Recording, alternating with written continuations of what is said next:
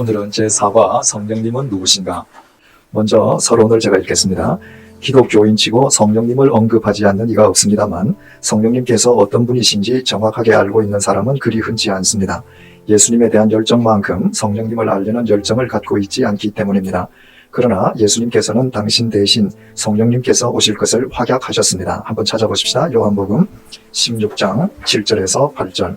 그러하나 내가 너희에게 실상을 말하노니 내가 떠나가는 것이 너희에게 유익이라. 내가 떠나가지 아니하면 보혜사가 너희에게로 오시지 아니할 것이요 가면 내가 그를 너희에게로 보내리니 그가 와서 죄에 대하여 의에 대하여 심판에 대하여 세상을 책망하시리라. 분명히 주님께서는 이 세상을 떠나가신 뒤에 주님을 대신해서 보혜사 성령님께서 오실 것을 약속하셨어요. 따라서 우리는 지금 성령님의 시대에 살고 있습니다. 성령님의 시대에 살고 있는 우리에게 성령님에 대한 정확한 그리고 깊은 이해가 결여되어 있다면 우리의 신앙은 결코 성숙해질 수 없을 것입니다. 삼위일체 하나님의 성경적 근거. 창세기 1장 1절. 태초에 하나님이 천지를 창조하시니라. 성경에 하나님이란 말은 히브리어로 엘로힘이라고 쓰여져 있습니다. 성경에서 신을 가리키는 말은 엘이라는 단수형을 사용하는데 여호와 하나님을 가리킬 때만 복수형인 엘로힘을 씁니다. 이처럼 성경은 여호와 하나님을 단수형이 아닌 복수형으로 쓰고 있습니다. 또 창세기 말씀에 창조하셨다라는 동사는 히브리 말로 바라라고 쓰여 있습니다. 이는 단수 형태입니다. 주어가 단수형이면 동사도 단수형, 복수형이면 복수형으로 쓰여야 하는데 주어는 복수형이고 동사는 단수형으로 쓰여져 있습니다. 이는 창세기 1장 1절부터 천지를 창조하신 삼위일체 하나님을 보여주고 있는 것입니다. 창세기 1장 2절. 땅이 혼돈하고 공허하며 흑암이 깊음 위에 있고 하나님의 신은 수면에 운행하시니라. 수면에 운행하셨다는 말씀은 물 위를 움직이고 다니셨다는 말씀입니다. 하나님의 신이라는 말은 하나님의 영, 성령님이라는 말씀입니다. 이처럼 창세기 1장 1절에는 성부 하나님에 대한 언급이, 2절에는 성령 하나님에 대한 설명이 있습니다. 요한복음 1장 1절에서 2절. 태초에 말씀이 계시니라. 이 말씀이 하나님과 함께 계셨으니 이 말씀은 곧 하나님이시니라. 그가 태초에 하나님과 함께 계셨고 태초에 말씀이 계셨는데 그 말씀은 곧 하나님이셨습니다. 그런데 14절 말씀에 그 말씀이 육신을 입고 오신 분은 예수님이라고 쓰여 있습니다. 요한복음 1장 14절. 말씀이 육신이 되어 우리 가운데 거하심에 우리가 그 영광을 보니 아버지의 독생자의 영광이요 은혜와 진리가 충만하더라. 예수님 즉 성자 하나님께서도 태초부터 계셨다는 것입니다. 창세기 1장 26절입니다. 하나님이 가라사대 우리의 형상을 따라 우리의 모양대로 우리가 사람을 만들고 그로 바다의 고기와 공중의 새와 육축과 온 땅과 땅에 기는 모든 것을 다스리게 하자 하시고 우리의 형상을 따라 사람을 만들자. 이때 우리는 성부, 성자, 성령, 삼위일체 하나님이시라는 것을 알 수 있습니다. 이처럼 태초부터 하나님께서는 삼위일체 하나님이셨고 성부 하나님은 창조를, 성자 하나님은 구원의 사역을, 성령 하나님은 인도, 즉 견인의 사역을 하신 것입니다. 그렇기에 예수님께서 이 땅에 오실 때 마태복음 28장 19절 말씀, 그러므로 너희는 가서 모든 족속으로 제자를 삼아 아버지와 아들과 성령의 이름으로 세례를 주고 라고 말씀하신 것입니다.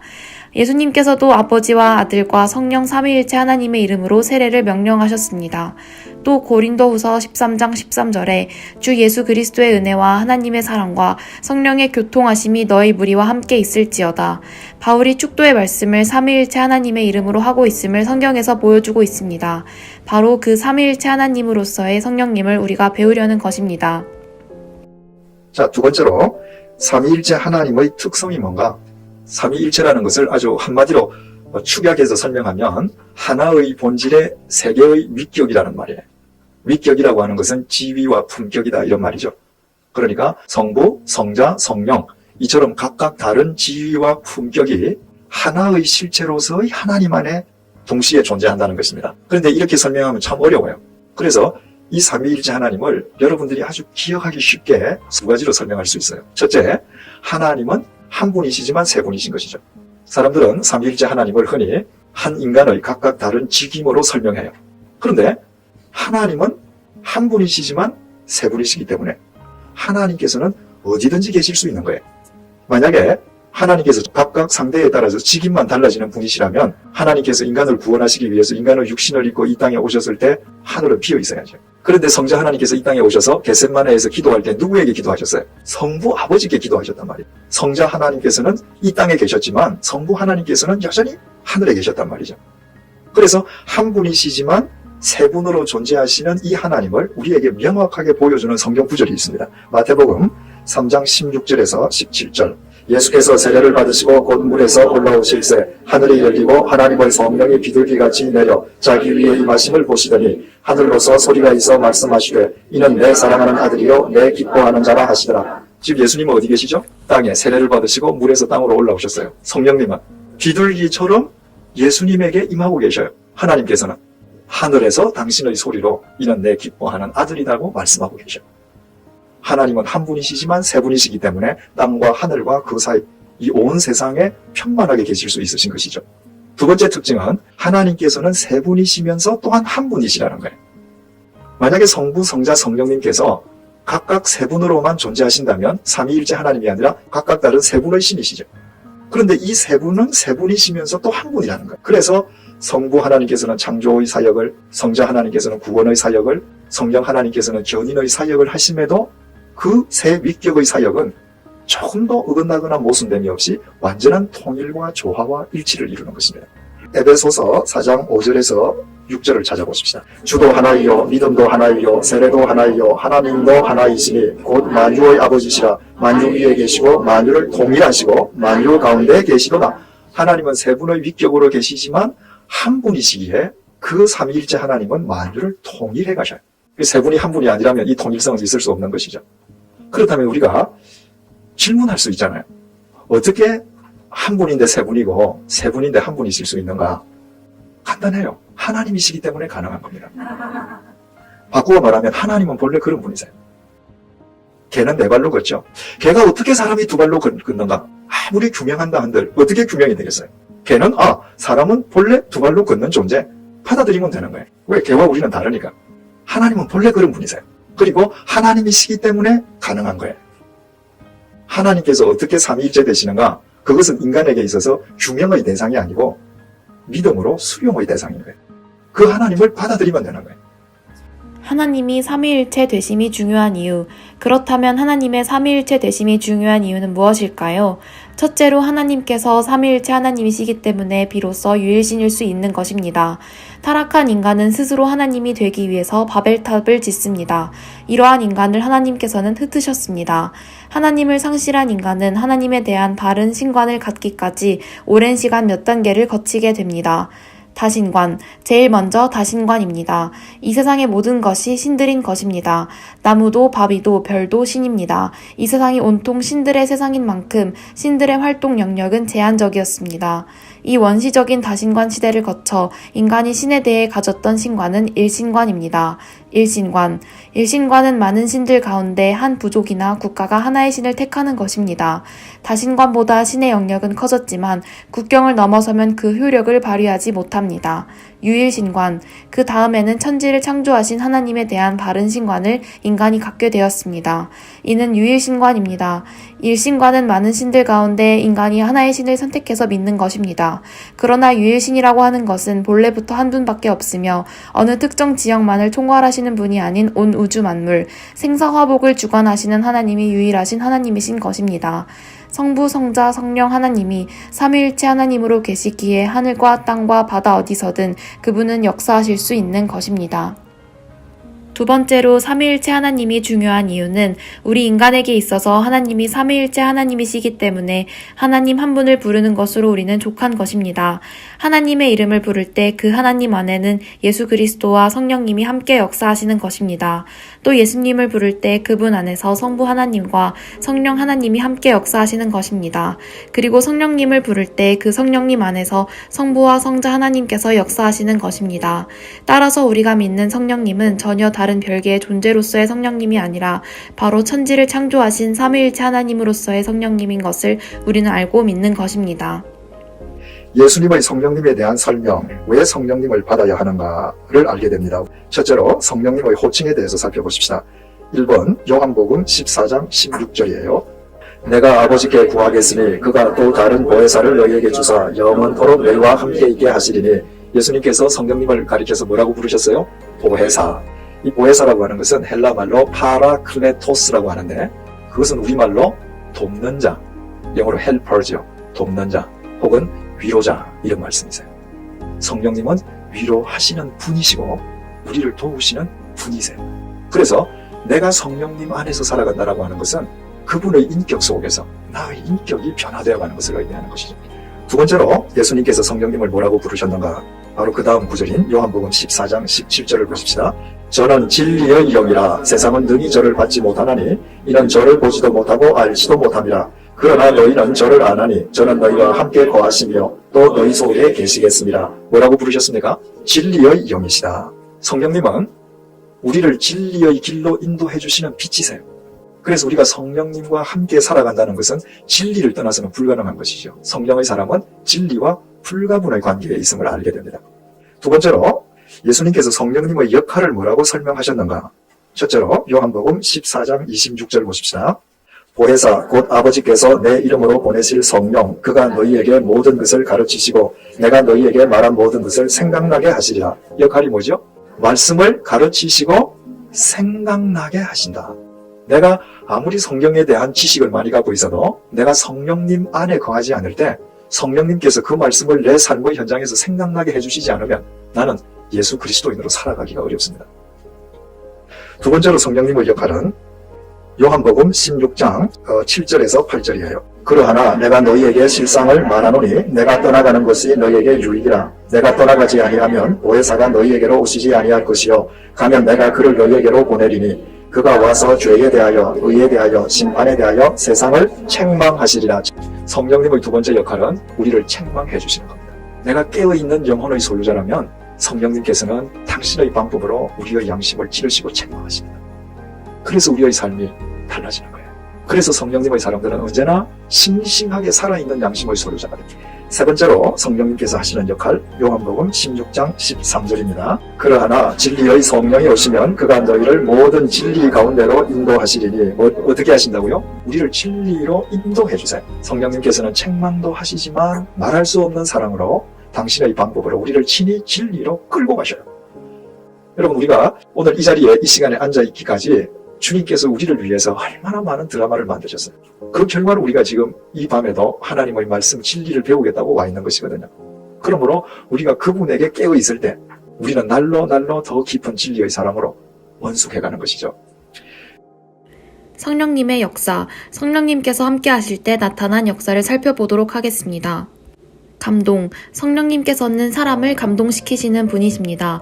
바사의 고레스 왕 원년에 여호와께서 예레미야의 입으로 하신 말씀을 이루시려고 여호와께서 바사의 고레스 왕의 마음을 감동시키심에 그가 온 나라에 공포도 하고 조소도 내려 이르되 바사 왕 고레스가 이같이 말하노니 하늘의 신 여호와께서 세상 만국을 내게 주셨고 나에게 명령하여 유다 예루살렘의 성전을 건축하라 하셨나니 너희 중에 그의 백성된 자는 다 올라갈지어다. 너희 하나님 여호와께서 함께 하시기를 원하노라 하였더라. 이스라엘 남유다 왕국이 바빌로니아 왕국에 멸망당하여 많은 사람들이 포로로 끌려갔습니다. 그런데 바빌로니아의 왕국이 페르시아 바사 제국의 멸망을 당하게 됩니다. 페르시아 제국의 고레스 왕이 성령님으로부터 감동을 받아 자기 나라에 잡혀있던 그 모든 유대의 포로들을 다 풀어주었습니다. 당시 전쟁터에서 데려온 포로는 한 국가의 부를 지탱시켜주는 산업시설입니다. 그런데 국가적인 손실만 있음에도 불구하고 포로들을 다 풀어줍니다. 이는 삼위일체 하나님의 감동으로 가능했던 것입니다. 이처럼 내가 하나님과 함께 할 때 하나님께서는 나와 관계 맺고 있는 사람들을 감동시키십니다. 말씀, 너희를 넘겨줄 때에 어떻게 또는 무엇을 말할까 염려하지 말라. 그때 너희에게 할 말을 주시리니 말하는 이는 너희가 아니라 너희 속에서 말씀하시니 곧 너의 아버지의 성령이시니라. 성령님께서 역사하시면 성령께서 우리에게 말씀을 주십니다. 예수님께서는 분명히 말씀하셨습니다. 너희들이 잡혀가거나 할 때 두려워하지 말라. 너희들에게 필요한 말을 성령님께서 주실 것이라. 그 증거가 사도행전 4장 13절에 나타나 있습니다. 그들이 베드로와 요한이 담대하게 말함을 보고 그들을 본래 학문 없는 범인으로 알았다가 이상히 여기며 베드로와 요한을 그저 무식한 갈릴리의 어부로만 생각했던 예루살렘 사람들은 그들이 성령 충만하여 어떤 반박에도 기탄 없이 말하는 것을 보고 깜짝 놀랐습니다. 성령님께서 그들에게 말씀을 주셨기 때문입니다. 성령님께서는 끊임없이 말씀하고 계십니다. 우리는 그분의 말씀에 귀 기울이고 순종하려는 마음을 지니고 있는 것이 중요합니다. 치유. 베드로가 이르되 은과 금은 내게 없거니와 내게 있는 이것을 내게 주노니 나사렛 예수 그리스도의 이름으로 일어나 걸으라 하고 오른손을 잡아 일으키니 발과 발목이 곧 힘을 얻고 뛰어서서 걸으며 그들과 함께 성전으로 들어가면서 거딕도 하고 뛰기도 하며 하나님을 찬송하니. 이 말씀은 예루살렘 성전 미문에서 베드로가 날 때부터 안증뱅이를 예수 그리스도의 이름으로 낫게 하는 장면입니다. 인간의 몸을 입고 오셨던 주님, 성자 하나님께서는 하늘에 오르셔서 하나님 우편에 앉아 계시고 성전 미문에서 역사하신 분은 주님의 영, 성령님이십니다. 성령님은 신유의 역사를 베풀어 주신 하나님이십니다. 위로. 그리하여 온 유대와 갈릴리와 사마리아 교회가 평안하여 든든히 서가고 주를 경외함과 성령의 위로로 진행하여 수가 더 많아지니라. 성령님께서는 위로하시는 분이십니다. 사람의 위로는 상대방이 어떤 문제를 당했는데 내가 그 문제를 해결해 줄 수 있는 능력이 없을 때, 혹은 내가 능력은 있지만 문제를 해결해 주고 싶지 않을 때 사람은 위로합니다. 이처럼 인간의 위로는 늘 빈말입니다. 참된 위로가 아닌 것입니다. 그러나 성령님의 위로는 빈말이 아니라 당신의 것으로 채우심을 의미합니다. 우리는 세상을 살아갈 때 어떠한 경우에도 사람의 위로를 기대해서는 안 됩니다. 사람의 위로는 늘 우리를 더 목마르게 합니다. 왜냐하면 비어있기 때문입니다. 우리가 성령님의 위로를 구하고 그 위로를 볼 수 있는 영적인 눈을 가지게 되면 우리의 삶 속에 성령님의 위로, 당신의 채우심은 어떤 형태로든 우리와 함께하고 계신 것을 알게 되는 것입니다. 사랑, 소망이 우리를 부끄럽게 하지 아니함은 우리에게 주신 성령으로 말미암아 하나님의 사랑이 우리 마음에 부은 바 됨이니. 성령님께서는 하나님의 사랑을 우리에게 부어주시는 분입니다. 우리는 지극히 자기 중심이기 때문에 성령님께서 부어주시는 사랑을 힘입지 않으면 사랑할 수 없습니다. 예수님께서 말씀하셨습니다. 새 계명을 너희에게 주노니 서로 사랑하라. 내가 너희를 사랑한 것 같이 너희도 서로 사랑하라. 너희가 서로 사랑하면 이로써 모든 사람이 너희가 내 제자인 줄 알리라. 주님께서 너희가 내 제자라는 증거는 사랑하는 것이다 라고 말씀하셨습니다. 고린도전서 13장을 통해서 사도 바울이 말합니다. 산을 옮길 만한 모든 믿음이 있을지라도 사랑이 없으면 내가 아무것도 아니요. 왜일까요? 그 사람은 예수님의 제자가 아니기 때문입니다. 제자가 아닌 사람은 결국 하루하루 쇠퇴해가는 육체 덩어리에 지나지 않습니다. 소망. 소망의 하나님이 모든 기쁨과 평강을 믿음 안에서 너희에게 충만하게 하사 성령의 능력으로 소망이 넘치게 하시기를 원하노라. 로마서 15장 13절. 성령님께서는 내 모든 상황과 상관없이 소망이 넘치게 하십니다. 왜냐하면 성령님께서는 하나님의 영이시기 때문에 끊임없이 우리로 하여금 하나님을 바라보게 합니다. 우리가 절망하는 이유는 하나님에 대한 시선을 스스로 거두고 있기 때문입니다. 하나님을 바라보고 있는 한 우리에게는 소망이 끊어지지 않습니다. 그분은 천지를 창조하신 분이시기 때문입니다. 거룩. 이 은혜는 나로 이방인을 위하여 그리스도 예수의 일꾼이 되어 하나님의 복음의 제사장 직분을 하게 하사 이방인을 제물로 드리는 것이 성령 안에서 거룩하게 되어 받으실 만하게 하려 하심이라. 이 말씀은 사도 바울이 소명을 이야기하는 것입니다. 바울의 소명은 이방인들을 주님 앞으로 인도해내는 것입니다. 그 역할 중에 가장 중요한 핵심은 성령 안에서 거룩하게 되어서 하나님의 기뻐하시는 제물로 바꾸어주는 것입니다. 성령님께서는 우리를 거룩하게 해주시는 분이십니다. 히브리어로 거룩은 구별이라는 의미입니다. 내가 거룩하기 때문에 하나님께서 자녀로 구별해 주신 것이 아니라 내가 형편없는 인간임에도 불구하고 하나님께서 당신의 것으로 구별해 주셨기 때문에 우리는 지금부터 거룩한 삶을 살아가는 것입니다. 자유. 주는 영이시니 주의 영이 계신 곳에는 자유가 있느니라. 성령님께서는 우리를 자유하게 하십니다. 성령님은 천지를 창조하신 하나님의 영이십니다. 그 하나님의 영이 나와 함께 하심을 믿고 그 통찰력으로 살아간다면 세상에서 나를 억누를 불안과 근심이 있을 수 없습니다. 또 성령님께서 나와 함께 하신다는 것을 매일 깨어 인식하고 산다면 우리는 모든 죄의 유혹으로부터 자유할 수 있습니다. 열매. 오직 성령의 열매는 사랑과 희락과 화평과 오래 참음과 자비와 양선과 충성과 온유와 절제니 이 같은 것을 금지할 법이 없느니라. 성령의 사람들은 반드시 성령의 열매를 맺게 되어 있습니다. 성령님께서는 우리를 도우시는 자, 위로하시는 분, 인격자이십니다. 그렇기에 내가 성령님과 동행할 때 그분의 인격 속에서 나의 인격은 변화되면서 열매가 맺히는 것입니다. 성령의 은사와 열매의 궁극적인 차이는 인격 변화의 유무입니다. 인격이 변화되지 않고 방언할 수 있고 신유의 통로가 될 수 있습니다. 그러나 열매는 반드시 인격이 변화되어야 합니다. 인격이 깊어질수록 사익을 생각하는 자세에서 공익을 생각하는 자세로 바뀌어 갑니다. 성령님께서 임하신 성경의 예를 한번 보십시다. 사도행전 2장 1절에서 4절. 오순절날이 이미 이름에 저희가 다 같이 한 곳에 모였더니 호련히 하늘로부터 급하고 강한 바람 같은 소리가 있어 저희 앉은 온 집에 가득하며 불혀같이 갈라지는 것이 저희에게 보여 각 사람 위에 임하여 있더니 저희가 다 성령의 충만함을 받고 성령이 말하게 하심을 따라 다른 방언으로 말하기를 시작하니라. 오순절날 성령님께서 임하신 장면을 보여주죠. 이때 이분들이 뭐하고 있었습니까? 사도행전 1장 14절을 보십시다. 여자들과 예수의 모친 마리아와 예수의 아들로 더불어 마음을 같이하여 전혀 기도에 힘쓰니라. 기도할 때 성령님께서 임하셨습니다. 두 번째로 사도행전 2장 38절에서 39절 보십시다. 베드로가 가로되 너희가 그리하여 각각 예수 그리스도의 이름으로 세례를 받고 죄 사함을 얻으라. 그리하면 성령을 선물로 받으리니 이 약속은 너희와 너희 자녀와 모든 먼데 사람 곧 우리 하나님이 얼마든지 부르시는 자들에게 하신 것이라 하고 회개할 때 성령님이 주어진다는 겁니다. 세 번째로 사도행전 5장 30절에서 32절입니다.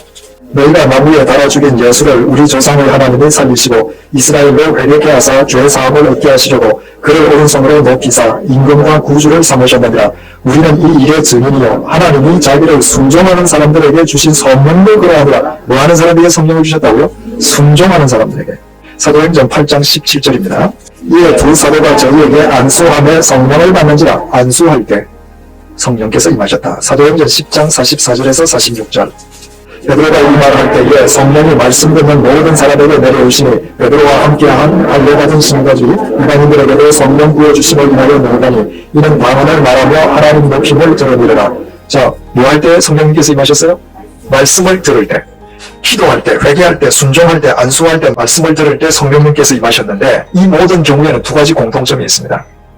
첫째로 이들은 성령 그 자체를 구하지 않았다는 거예요. 아니, 이들은 성령님께서 존재하신다는 사실 자체를 몰랐습니다. 두 번째 공통점은 모두 예수 그리스도를 더 잘 쫓으려고 할 때, 주님을 향해 열린 중심을 가지고 있을 때 그들에게 성령님께서 임하셨던 것입니다. 더 분명하게 말씀드리면 성령님께서 임하심으로 그들이 주님을 쫓는 바른 사람이 될 수 있었던 것입니다. 그러므로 성령님께서 임하시기 위한 어떤 특별한 조건이 있다. 이러한 틀 속에서만 성령을 받을 수 있다면 잘못된 거죠. 그죠? 성경은 어디에서도 그렇게 얘기하지 않습니다. 당신은 성령님을 받았습니까? 어떻습니까? 여러분은 성령님을 받았습니까? 그 증거는요. 고린도전서 12장 3절 보십시다. 그러므로 내가 너희에게 알게 하노니 하나님의 영으로 말하는 자는 누구든지 예수를 저주할 자라 하지 않고 또 성령으로 아니하고는 누구든지 예수를 주시라 할 수 없느니라. 성령님께서 함께 하시지 않고는 누구도 예수님을 구주라고 고백할 수 없다는 겁니다. 여러분, 2000년 전에 저 이스라엘 베들레헴에서 예수라는 아이가 태어났대요. 그 아득한 옛날에 이스라엘에서 아이가 한 명 태어났는데 처녀가 나왔대요. 전설 같은 얘기죠. 그가 커서 십자가에 못 박혀서 죽었는데 2000년 후에 태어날 내 죄 때문에 죽었대요. 이런 황당한 얘기가 어디 있어요? 그런데 여러분은 믿습니다. 그분을 주님으로 고백해요. 왜? 이미 성령님께서 여러분에게 임하셨기 때문입니다. 그렇다면 이렇게 질문할 수 있죠. 나는 주님을 위해서 순종하려고 해본 적도, 회개해본 적도, 말씀을 진지하게 들어본 적도 한 번도 없는데 어떻게 성령님께서 내게 임하셨단 말인가? 히브리서 2장 4절 보십시다. 하나님도 표적들과 기사들과 여러 가지 권능과 및 자기 뜻을 따라 성령을 나눠주신 것으로서 하나님의 뜻에 따라 성령을 우리에게 주셨습니다. 내 삶의 태도와 상관없이 바로 성령님께서는 우리가 도덕적으로 더 뛰어나서가 아니라 하나님의 선하신 당신의 뜻을 위해서 우리에게 성령님을 먼저 주셨기에 2000년 전에 처녀의 몸에서 났다는 그 이야기를 전설로 치부하는 것이 아니라 복음으로 믿는 것입니다. 그렇다면 우리에게 남아있는 것은 무엇일까요? 성령님과 함께 교제하며 살아가는 삶이 남아있는 것입니다. 우리가 성령 충만한 삶을 살아갈 때 오늘 배운 것과 같은 성령의 역사가 우리 삶 속에 일어날 것입니다. 우리는 하나님을 믿는다고 하면서도 이처럼 하나님, 예수님, 성령님을 일깨워 주시는 말씀을 믿지 못해서 또 성령님께서 나와 함께 하시는 것인지 아닌지 믿지 못한 채로 평생을 무기력하게 살다가 우리가 죽음으로 육신을 벗는 날에 그제서야 영이신 하나님을 보고 진짜 계시구나 라고 할 때는 이미 인생은 끝난 것입니다. 그렇다면 우리의 삶은 이제부터 어떻게 달라져야 할까요?